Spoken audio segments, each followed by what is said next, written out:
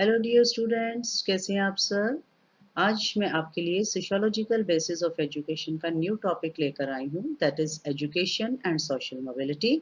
What are its types और factors affecting social mobility, और इसके साथ रोल ऑफ एजुकेशन को भी डिस्कस किया जाएगा।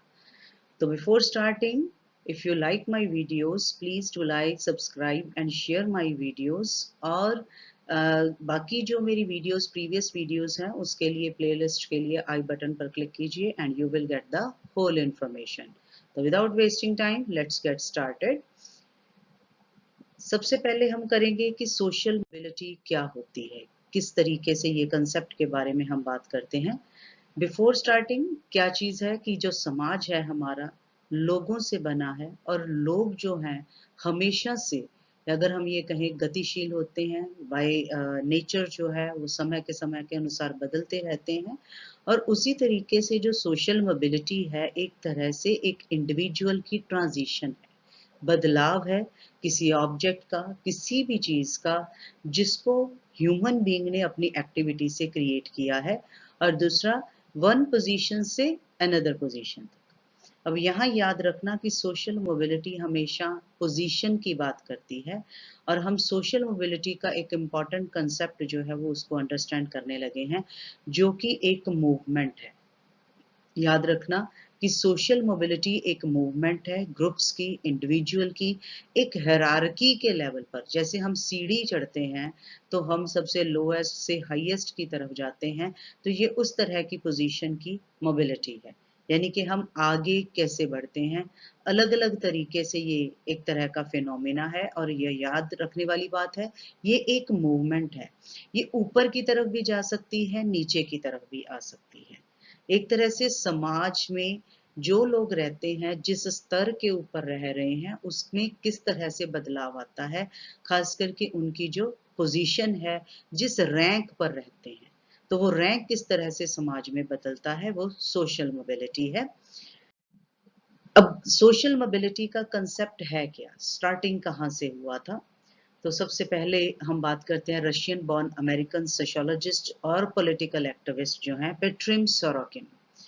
इन्होंने सबसे पहले इस सोशल मोबिलिटी को अपनी किताब सोशल और कल्चरल मोबिलिटी के अंदर पहली बार डिस्कस किया, और ये कहा कि कोई भी सोसाइटी ऐसी नहीं होती जो फुली ओपन हो, और ना ही कोई ऐसी सोसाइटी होती है जो पूरी तरह से क्लोज्ड हो। अब जैसे किस तरीके से एक ओपन सोसाइटी होती है, किस तरीके से क्लोज्ड सोसाइटी होती है। ओपन सोसाइटी वो होती है जहाँ पर एक इंडिविजुअल की, यानी कि जो इन्फ्लुएंस होता है, किस तरह की चीज़ों से वो इन्फ्लुएंस होता है, पर्सन के अचीव्ड स्टेटस से।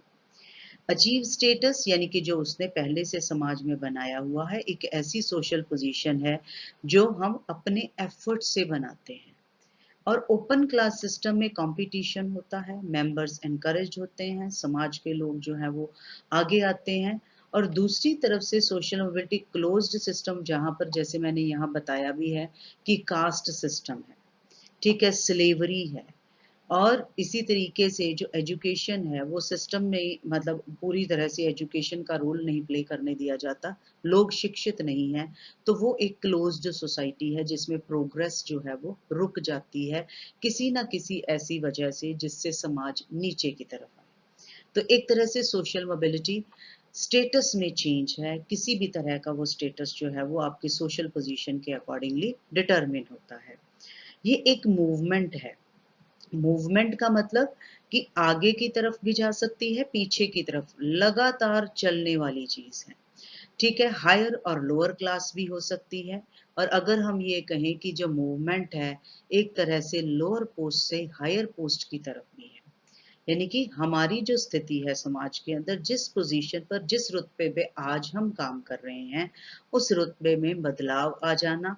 वो चाहे लोअर से हायर की तरफ आ जाए, चाहे हायर की तरफ से, मतलब हायर से जो है वो हमें लोअर की तरफ ले आए।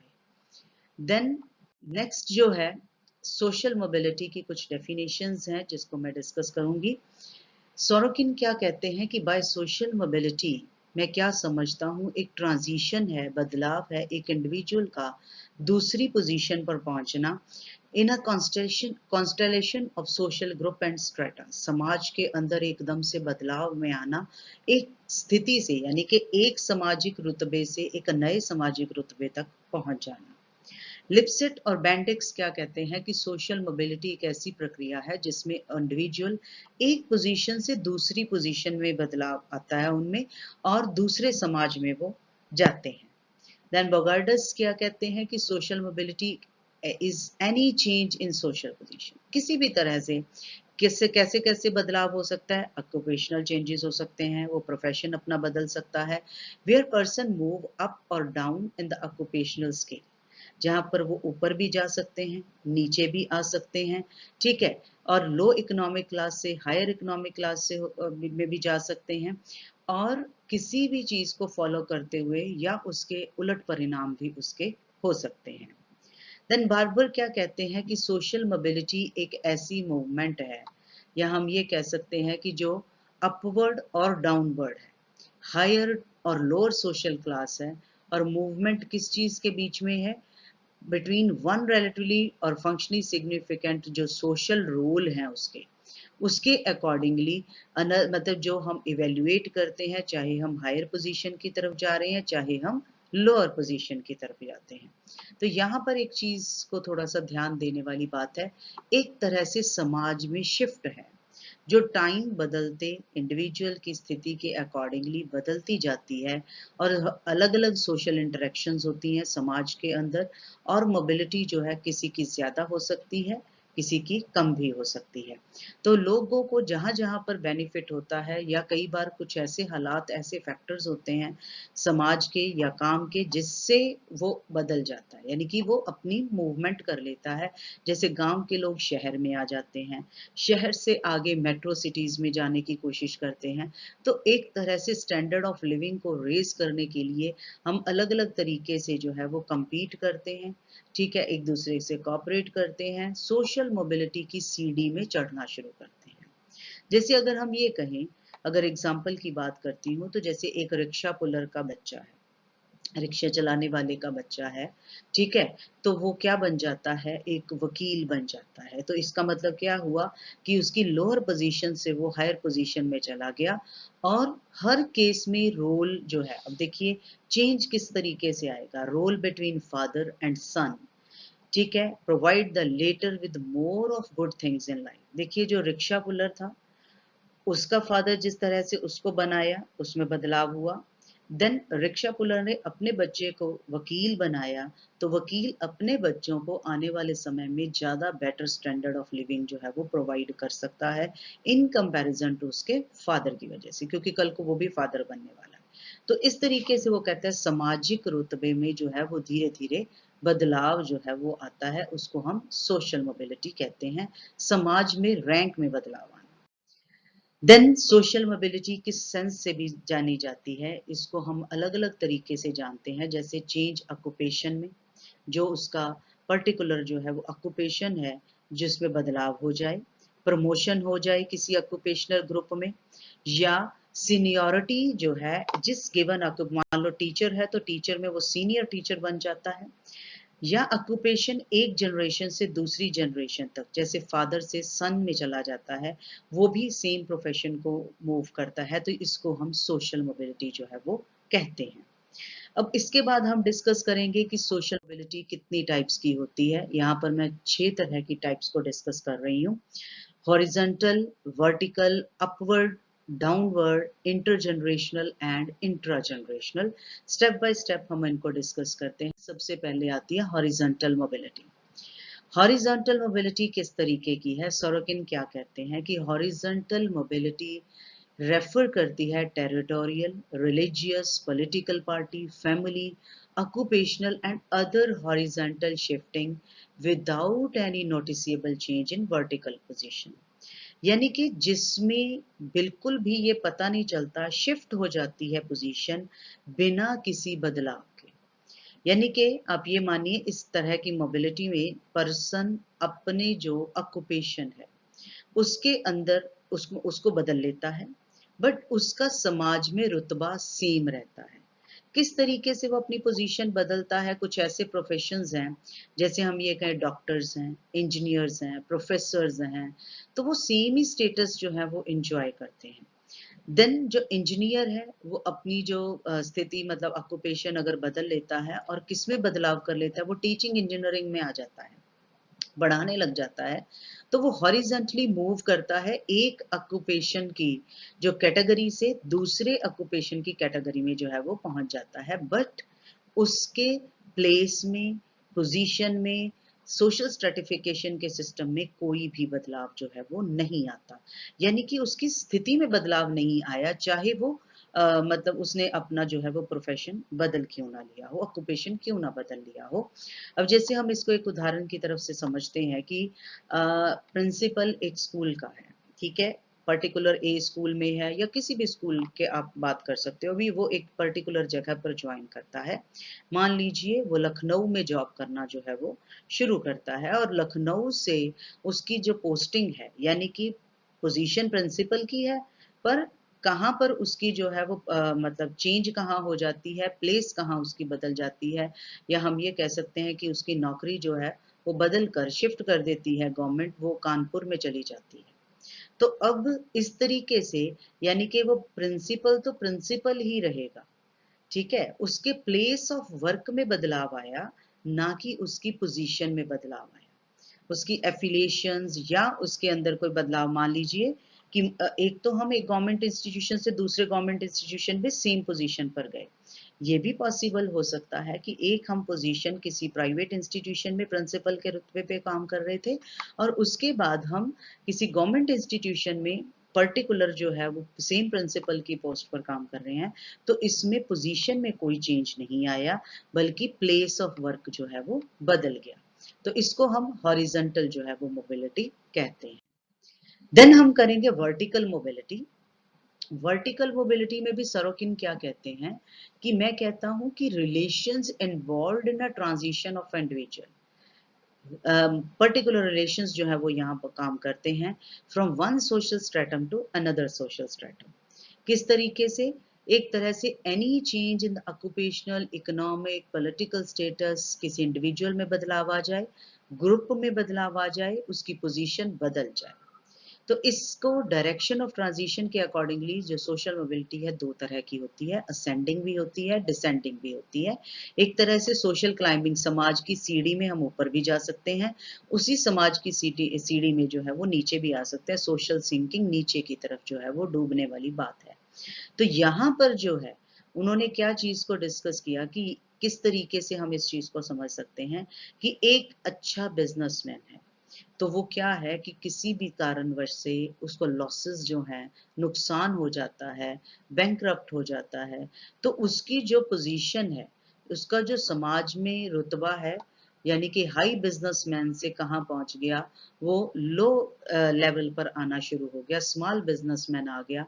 और अगर एक स्मॉल बिज़नेसमैन जो है ऑक्यूपेशनल स्किल से, पैसे से, मैनिपुलेशन से या पर्टिकुलर स्ट्रैटेजीज इस्तेमाल करता है अपनी इनकम को बढ़ाने के लिए, तो वो हायर पोजीशन में पहुंच जाता है सोशल लैडर में, यानी कि सामाजिक सीढ़ी में वो आगे बढ़ जाता है, उसकी पोजीशन इंप्रूव हो जाती है हायरार्किकल ऑर्डर में। तो ये कौन सी मोबिलिटी होगी? वर्टिकल मोबिलिटी हो गई कि अगर हम पहले अच्छी पोजीशंस में थे तो हम लोअर पे आ गए, जो लोअर था वो हायर पोजीशन पर आ गया, तो वो वर्टिकल मोबिलिटी जो है वो कहलाता है। देन आ जाती है अपवर्ड मोबिलिटी। ये बहुत इंपॉर्टेंट है।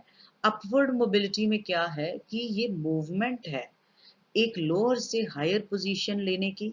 असेंडिंग मोबिलिटी जैसे हम एंट्री की बात करते हैं with in the person from lower strata, and prestige of higher status with prestigious groups. किस तरीके से?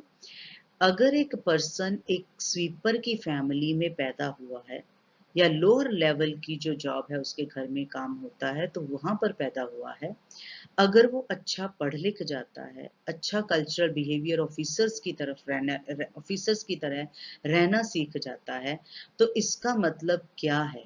यानी कि चाहे वो स्वीपर की फैमिली से बिलोंग कर रहा है, पर किसी ना किसी तरीके से उनके तौर तरीके समझकर उनकी हर पोजीशन को समझते हुए वो कुछ चीज़ों को उनके अकॉर्डिंगली चलाना शुरू कर देता है, तो इसको अपवर्ड सोशल मोबिलिटी कहते हैं। जहाँ पर वो क्या सीखता है?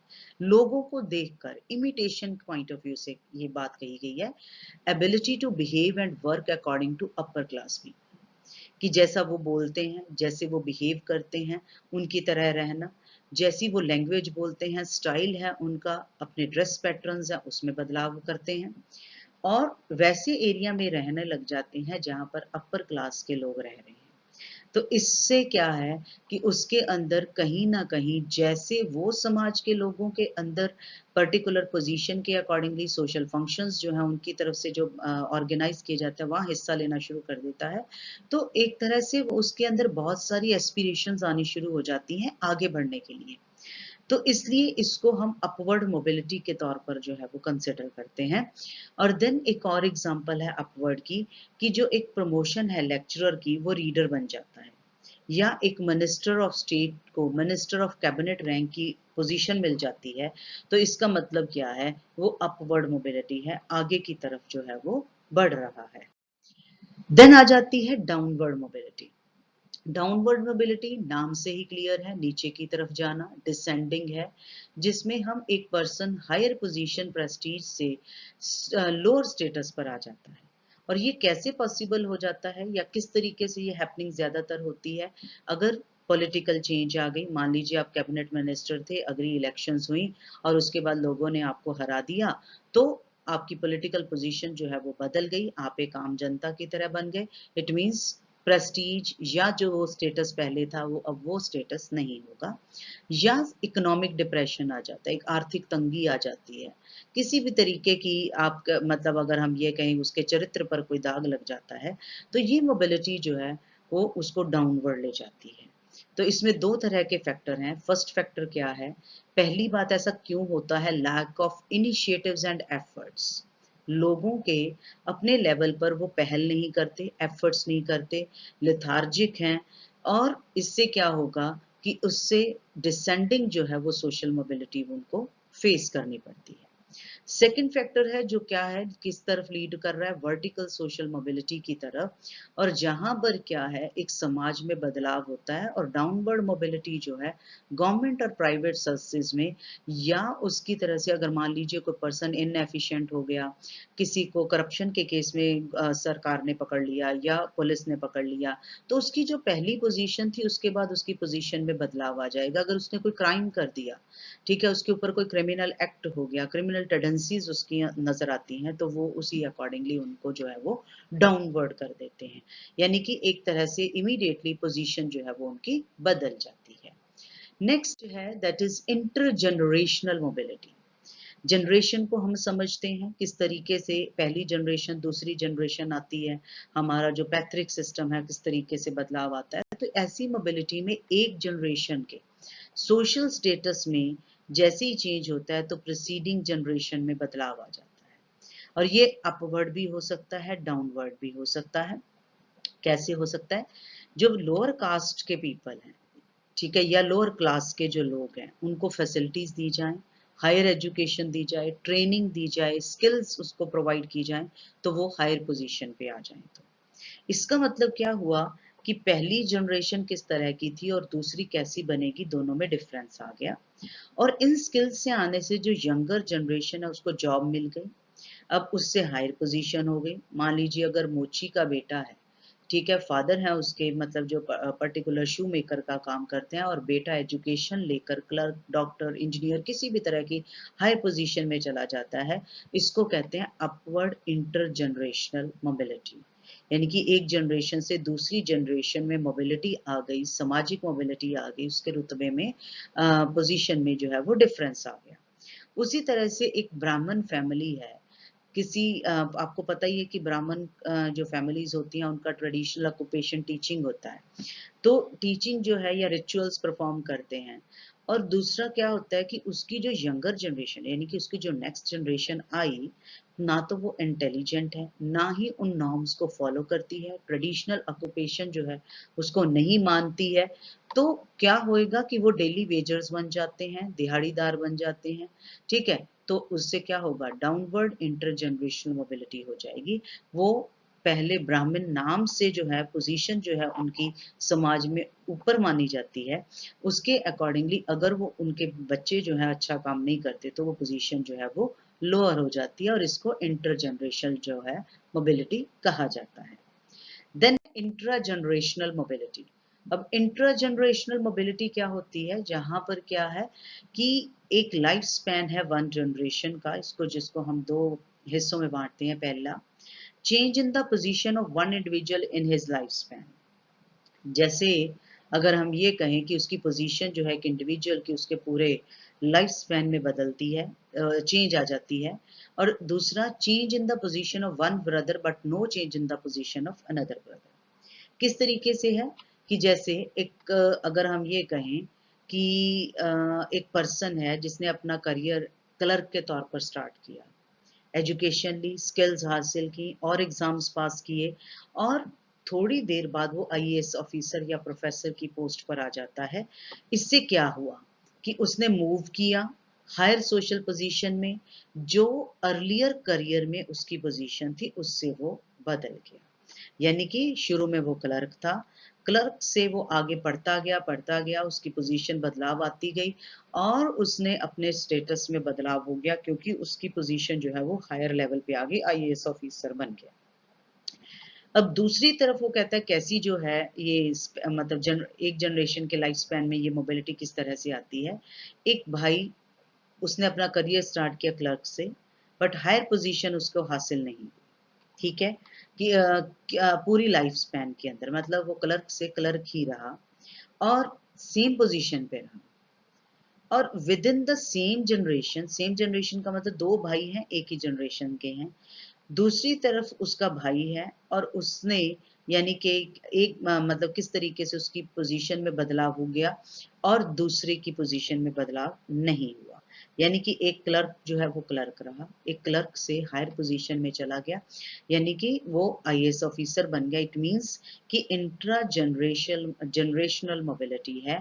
एक ही पर्टिकुलर जो है परिवार के लोग हैं, एक ही जनरेशन के लोग हैं, दोनों भाई हैं, और उनमें से एक की पोजीशन और दूसरे की पोजीशन दोनों में बदलाव आ जाए। यानी कि दोनों एक ही घर में जन्म लिया, एक ही सिस्टम में रहे, बट पोजीशन में फर्क आ गया क्योंकि दोनों की पोजीशन जो है वो डिफरेंट थी। एक ही पोजीशन पे रहा, दूसरा जो भाई है वो आगे को बढ़ गया। तो इसको इंट्रा जनरेशनल मोबिलिटी जो है वो कहेंगे। फर्दर हम करने लगे हैं दैट इज फैक्टर्स जो सोशल मोबिलिटी को इफेक्ट करते हैं। किस तरीके से हम मूव कैसे करते हैं, एक पोजीशन से दूसरी पोजीशन को मूव करते हैं, तो सबसे इंपॉर्टेंट फैक्टर आता है मोटिवेशन।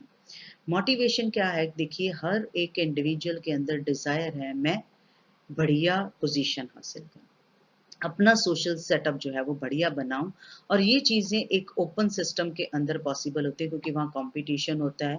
मोटिवेशन मिलती है लोगों से कि वो इस पोजीशन पे पहुंच गया and I am getting motivated from this, कि मैं भी इस पोजीशन पर आने के लिए सोचूंगा और बना कर दिखाऊंगा ये चीज। तो इस तरह की मोटिवेशन और एफर्ट से इंडिविजुअल की सोशल मोबिलिटी जो है वो पॉसिबल होती है, और वाइस वर्सा साथ के साथ ही अगर मोटिवेटेड नहीं हो तो आप कोई पोजीशन हासिल कई बार नहीं करते। देन सेकंड फैक्टर है इकोनॉमिक प्रॉस्पेरिटी। देखिए जो रिच पीपल हैं सारे लोग उनको बहुत ज्यादा रिस्पेक्ट देते हैं, क्यों, क्योंकि वो अमीर हैं। अब उसी अकॉर्डिंगली हर एक इंडिविजुअल उस सोसाइटी में वैसे ही करने के लिए ट्राई करता है कि मेरे को भी पैसा मिले। देखिए हर एक इंडिविजुअल के अंदर इस चीज की कहीं ना कहीं लालसा होती है कि मैं इकोनॉमिकली स्ट्रांग बनूं, ठीक है। तो इकोनॉमिकली स्ट्रांग बनने से समाज में रुतबा जो है वो हमारा बदल जाता है। तो ये एक तरह से इकोनॉमिक प्रॉस्पेरिटी जैसे जैसे आती है वैसे वैसे बदलाव जो है वो हो जाता है, सामाजिक जो मोबिलिटी है हमारी पॉसिबल होती है। देन थर्ड क्या है, स्ट्रक्चर ऑफ सोसाइटी। सामाजिक ढांचा किस तरीके का है, ऐसी सोसाइटी जहां पर मोबिलिटी नहीं होती। कहां पर मोबिलिटी नहीं होती, जहां पर कास्ट, हेरिडिटी या पॉवर्टी और बहुत सारी जो सोशल इवल्स हैं वो समाज में चल रही हैं, तो उसकी स्ट्रक्चर वैसी ही होगी। मान लीजिए एक ब्राह्मण की फैमिली में पर्सन पैदा हुआ है, पुअर ही है, या उसका करेक्टर अच्छा नहीं है, बट फिर भी वो कौन सा स्टेटस एंजॉय कर रहा है कि मान लीजिए कि वो ब्राह्मण का, क्योंकि वो बर्थ से ब्राह्मण है। तो इस तरह की क्लोज्ड सोसाइटी जहाँ पर ऐसी सोच लोगों की होगी, वहाँ पर मोबिलिटी जो है कम होएगी। और दूसरी तरफ अगर चाहे वो ब्राह्मण का बच्चा ही है, बट इवन देन वो बहुत सारी उसको अपॉर्चुनिटीज मिलती हैं, कैपेबिलिटीज बढ़ती हैं उसकी, तो मोबिलिटी जो है वो बड़ी आसानी से हो जाती है। यानी कि जिस तरह का समाज है हमारा, उसी तरीके से सोशल मोबिलिटी पॉसिबल होगी। अगर नैरो जो थिंकिंग है तो उसके अकॉर्डिंगली हम लोअर लेवल पर रहेंगे, अगर ब्रॉडर थिंकिंग है तो पॉसिबिलिटी होएगी। देन नेक्स्ट है level of aspiration and achievement. अब सोशल मोबिलिटी जो है डायरेक्टली प्रोपोर्शनल एस्पिरेशन से लोगों की क्या इच्छाएं हैं, तो उससे क्या होता है कि लोग जितने एस्पिरेंट होंगे उतने ही मूव करेंगे, उतनी सोशल मोबिलिटी समाज के अंदर ज्यादा होगी, लोग उतना ही ज्यादा बाहर की तरफ भागते हैं। मैंने तरक्की करनी है तो हम बड़ी शहरों में जाते हैं। तो जैसा एस्पिरेशन वैसे अचीवमेंट। देन डेमोग्राफिक स्ट्रक्चर भी बहुत इंपॉर्टेंट रोल प्ले करती है, किस तरीके से कौन सी डेमोग्राफी में रहते हो, कौन से एरिया में आप रह रहे हो, जहां पर मान लीजिए पॉपुलेशन बहुत ज्यादा है, डेंसिटी बहुत ज्यादा है, बर्थ रेट और माइग्रेशन जो है वहां पर विलेजर्स का बहुत ज्यादा हो सकता है। जो क्या मैंने अभी जैसे बात करी थी, गांव से शहर की तरफ हम भागते हैं, क्योंकि टाउन्स और सिटीज कनेक्शन जो है वो हमें सोशल मोबिलिटी की तरफ लेकर जाता है। ठीक है जी। जैसे हम एक पोजीशन एक जगह पर रह रहे हैं और डेली हम अपनी जॉब के लिए किसी दूसरी जगह पर जाते हैं, तो ये एक डेमोग्राफिक स्ट्रक्चर के अंदर ही आता है। देन एजुकेशन, तो हम इसके रोल को कभी डिनाई ही नहीं कर सकते कि एजुकेशन जो है, अगर हम ये कहें कि सोशल मोबिलिटी की प्रमोशन ही एजुकेशन करती है। जितना प्रोपेगेशन स्प्रेड एजुकेशन का होएगा, जितनी ज़्यादा से ज़्यादा एजुकेशन होएगी, उतना सोशल स्टेटस जो है वो बदलता जाएगा। देन ऑक्यूपेशनल प्रेस्टीज भी है, जैसे सभी ऑक्यूपेशन सेम रिस्पेक्ट हासिल नहीं करते, हमारे समाज की एक सोच है। जैसे अगर हम ये कहें कि एक आईएएस ऑफिसर, एक डॉक्टर जो है, उनको ज़्यादा या ज़्यादा बढ़िया माना जाता है, ठीक है? इंजीनियर को कई बार हम पोज़ीशन अच्छी नहीं देते। तो सेम लाइक दैट लॉयर्स हैं, टीचर्स हैं, उसके कंपैरिज़न में आईएएस ऑफिसर है, तो हायर ऑक्यूपेशनल प्रेस्टीज है। तो इस तरीके से भी सोशल मोबिलिटी होती है। देन एडमिनिस्ट्रेशन है, क्योंकि अगर हम डेमोक्रेटिक सोसाइटी में रहते हैं, जितनी ज़्यादा अपॉर्चुनिटीज़ मिलेंगी, उतनी ज़्यादा बढ़िया टाइप से एडमिनिस्ट्रेटिव सोसाइटी जो है सोशल मोबिलिटी ज़्यादा पाएगा।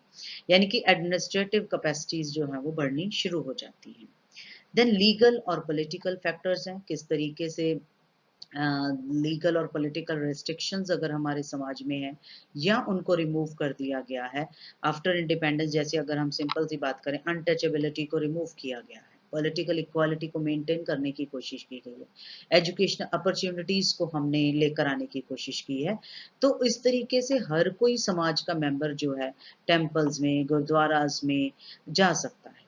ठीक है, तो इस तरह की लीगल या पॉलिटिकल रिस्ट्रिक्शंस जो हैं वहाँ पर मोबिलिटी ज़्यादा होती है, और लोअर ग्रुप से हायर ग्रुप की तरफ तो और भी बढ़ जाती है। देन नेक्स्ट है इंटेलिजेंस फैक्टर, ये भी बहुत इंपॉर्टेंट है, क्योंकि अगर हम मॉडर्न इंडस्ट्रियलाइज्ड सोसाइटीज की बात करें तो इनहेरिटेड पोजीशंस जो हैं वो अब कम हो गई हैं।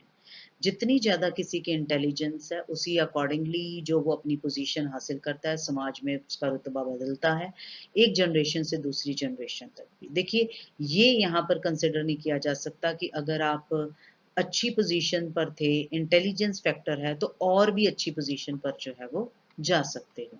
तो ये कुछ फैक्टर्स थे जिसको हमने डिस्कस किया, सोशल मोबिलिटी के लिए जो है वो ज़िम्मेवार है कि हम नॉर्मली इन वजह से मतलब मोबिलिटी करते हैं। Then next है education and social mobility. What is the role of education in social mobility? Generally एक ही सिंपल सी बात है कि चाहे वो किसी भी तरह की, मतलब अगर ह्यूमन बीइंग की डेवलपमेंट की हम बात करते हैं, उसकी हिडन पोटेंशियलिटीज बाहर निकालती है एजुकेशन, तो हम एक तरह से ये मान के चलें कि एजुकेशन एक पॉजिटिव रोल प्ले करती है एक पर्सन को एक पोजीशन से लेकर उसको हायर पोजीशन तक लेकर जाने के लिए।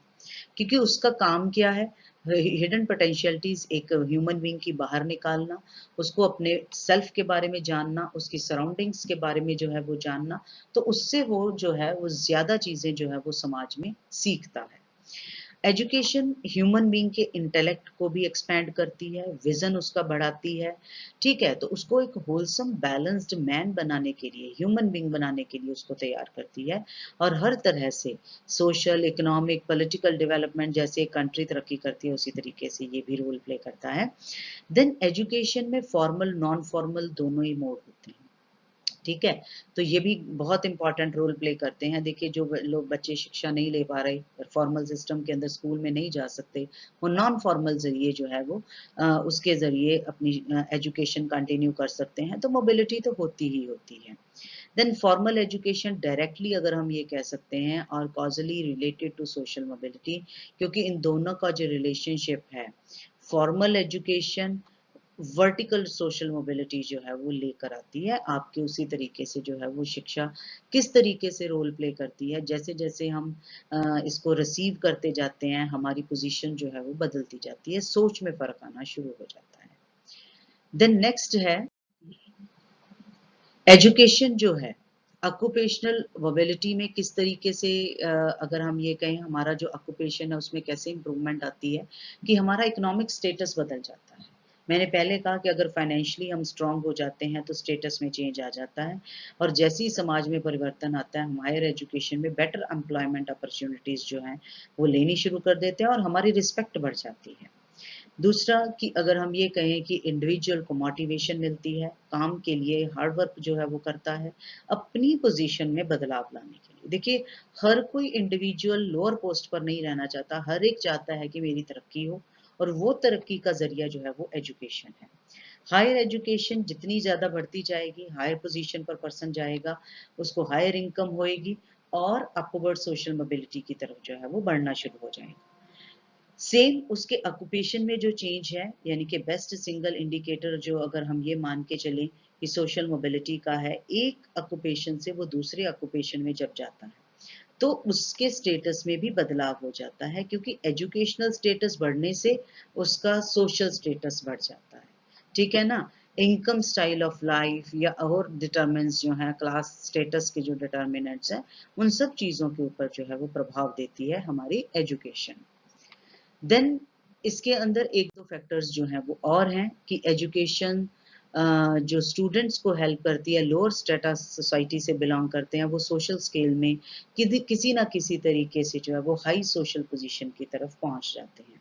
अगर हम आज के टाइम में अपनी करंट जो है वो प्रेज़िडेंट की बात करें, तो वो भी एक लोअर स्टेटस से ऊपर उठकर हायर स्टेटा की तरफ गईं, वो प्रेज़िडेंट बनी हमारे इंडिया की। चाहे वो किसी भी तरीके की किसी भी कम्युनिटी से वो बिलॉन्ग कर रही थी, चाहे वो नागा सोसाइटी से बिलॉन्ग कर रही थी, तो आज हम ये चीज़ को देखते हैं कि वो कैसे लोअर से due to education, due to their social status वो जैसे-जैसे रुतबा बढ़ता गया, वो अपनी उनकी पोज़ीशन हायर हो गई और आज वो हमारी प्रेज़िडेंट हैं। देन एजुकेशन हेल्प क्या करता है हमारे सेल्फ को हमें एम्प्लॉयमेंट के लिए तैयार करती है जो कि एक सोशल अपलिफ्टमेंट का बहुत बढ़िया साधन है। समाज में अगर हमने अच्छी पोजीशन को हासिल कर रहे हैं तो वो सेल्फ एम्प्लॉयमेंट है। अगर अपने आप को हम काम देते हैं अपने आप को ऑटोमेटिकली मन करता है कि हम अपना स्टैंडर्ड भी रेज करें। जैसे-जैसे एजुकेशन की पॉपुलैरिटी है, इसमें एक और फैक्टर्स तो नो डाउट बहुत सारे हैं एजुकेशन के रोल बहुत प्ले करे हैं, पर यहाँ मैंने कुछ एक जैसे डिस्कस किए हुए हैं, कि जो एजुकेशन की पॉपुलैरिटी है वुमेन में एकदम से उसने सोशल स्टेटस में बदलाव लेकर आई, उसकी पोजीशन को बदला, समाज के अंदर हायर सोशल प्रेस्टीज की तरफ वो जानी शुरू हुई और इसको भी अपवर्ड सोशल मोबिलिटी कहते हैं ऑफ वुमेन। तो ये भी एक इम्पॉर्टेंट फैक्टर जो है वो हमारे समाज में आया कि जैसे-जैसे एजुकेशन आई, वुमेन की पोजीशन भी जो है वो बदलनी शुरू हुई। देन लास्ट पे हम आते हैं कि कैसे एजुकेशन सोशल मोबिलिटी को एनहांस करती है, मोर ओवर द सेम बात है। 2 फैक्टर यहाँ पर इम्पॉर्टेंट है, एक तो एजुकेशन इम्पॉर्टेंट रोल प्ले करती है, एक मैकेनिज़्म है। एक तरीका है, एक साधन है जहाँ पर सोशल क्लास और पोजीशंस जो हैं जनरेशन टू जनरेशन जो हैं वो क्या की जाती हैं एक तरह से मेंटेन होती हैं। Higher social class better education लेती है और उसी अकॉर्डिंगली वो अपने आप को उसी सोशल क्लास पोजीशन पर बनाए रखने के लिए कोशिश करती है। यानी कि इम्पोर्टेंट बात हो गई कि एजुकेशन एक ज़रिया है, एक मैकेनिज़्म है, एक तरीका है। दूसरी बात, एजुकेशन खुद एक ज़रिए के तौर पर काम कर रही है सोशल मोबिलिटी को लेकर आने के लिए। ठीक है जी, ऊपर मैंने कहा कि एजुकेशन एक ज़रिया है, ठीक है? यानी कि एक मैकेनिज़्म का रोल प्ले कर रही है। सेम एजुकेशन सोशल मोबिलिटी का एक मैकेनिज्म है जिसमें जितना एक्सेस ऑफ एजुकेशन होएगा उतना एक्सेस ऑफ मोबिलिटी के चांसेस एक इंडिविजुअल के ज़्यादा हो जाते हैं और ये पॉसिबल कब होता है जब इक्वल एजुकेशन मिलती है। एक तरह से सभी एवेन्यू एडवांटेजेस डिसएडवांटेज ग्रुप जो है अगर उन सबको भी एजुकेशन मिलती है तो हम अपवर्ड की तरफ मूव करते हैं और डाउनवर्ड मोबिलिटी जो है वो नहीं आती। तो ये एक तरह से हम अपने समाज में एजुकेशन के ज़रिए ज़्यादा मोबिलिटी जो है वो लेकर आते हैं। समाज बदलता है, समाज में मूवमेंट होती है, एक जगह से वो दूसरी जगह, एक पोज़ीशन से दूसरी जगह वो जाता है। तो ये था ऑल अबाउट हमारा social mobility. I hope students कि आपको एजुकेशन एंड सोशल मोबिलिटी, उसकी टाइप्स और उसके कौन से फैक्टर्स हैं जो इफ़ेक्ट कर रहे हैं और रोल ऑफ एजुकेशन जो है वो क्या है। तो आई होप आपको मेरी वीडियो पसंद आई होगी। Thank you very much students. If you like my videos please do like, subscribe and share my videos. Thank you students.